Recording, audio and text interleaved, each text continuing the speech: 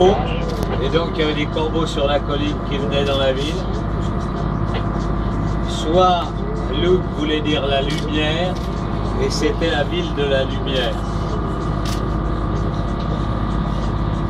Et donc à l'époque, Lyon était la capitale des Gaules. C'est en Gaule le lieu où il y a eu les premiers chrétiens qui venaient donc d'Orient, avec deux martyrs, Sainte Blandine et Saint Potin, qui avaient été donnés à manger aux lions dans un cirque qui existe encore aujourd'hui, donc un amphithéâtre romain qui est sur ces pentes de la Croix-Rousse. Donc, vous voyez les collines, là il faut imaginer que tout cela ont été plein de verdure. Donc de chaque côté de la verdure.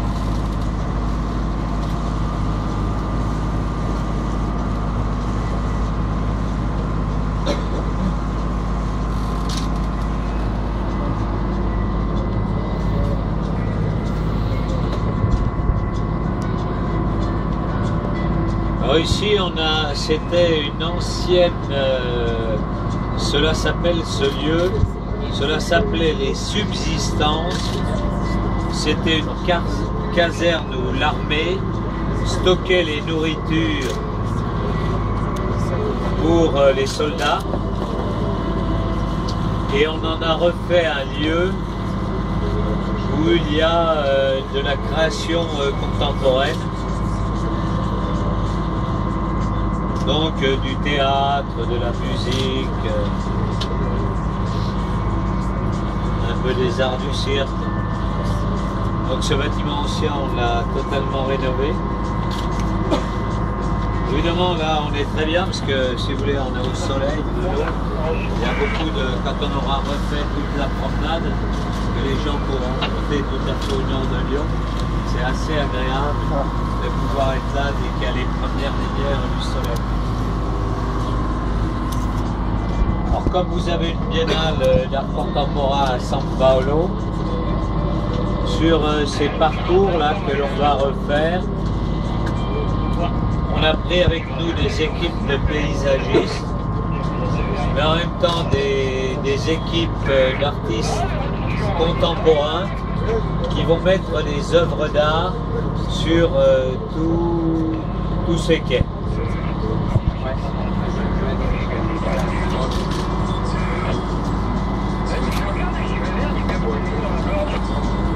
Là, c'est la direction régionale des affaires culturelles.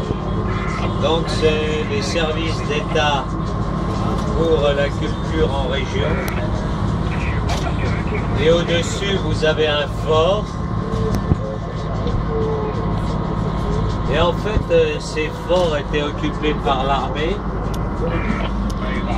Mais ils n'étaient pas faits pour protéger la ville des envahisseurs, mais pour protéger les pouvoirs établis en France de la population lyonnaise qui était un peu rebelle et qui de temps en temps faisait quelques révolutions. Donc les canons étaient plutôt tournés vers la ville que vers l'extérieur. Et alors vous voyez beaucoup de cailloux parce qu'on est en train de faire un tunnel entre le centre-ville et puis cette partie de l'agglomération. Donc c'est là où on casse les cailloux qui arrivent du tunnel.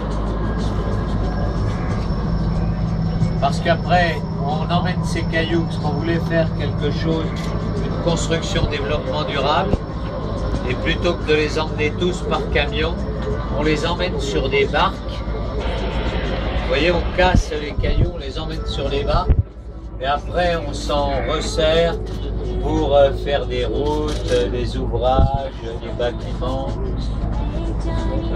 Donc c'est les nouvelles conceptions développement durable où on se resserre des matériaux anciens pour construire des choses nouvelles. Donc le tunnel qu'on fait est juste là.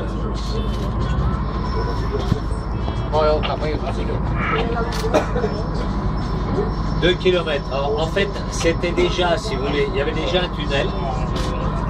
Mais aujourd'hui, comme on a eu des catastrophes dans le tunnel sous l'Italie, entre l'Italie et la France, on est obligé maintenant, pour chaque tunnel, d'avoir 2 tunnels parallèles pour que les gens puissent, s'il y a un accident, passer d'un tube à l'autre. Et donc, dans ce tunnel nouveau qui est fait pour la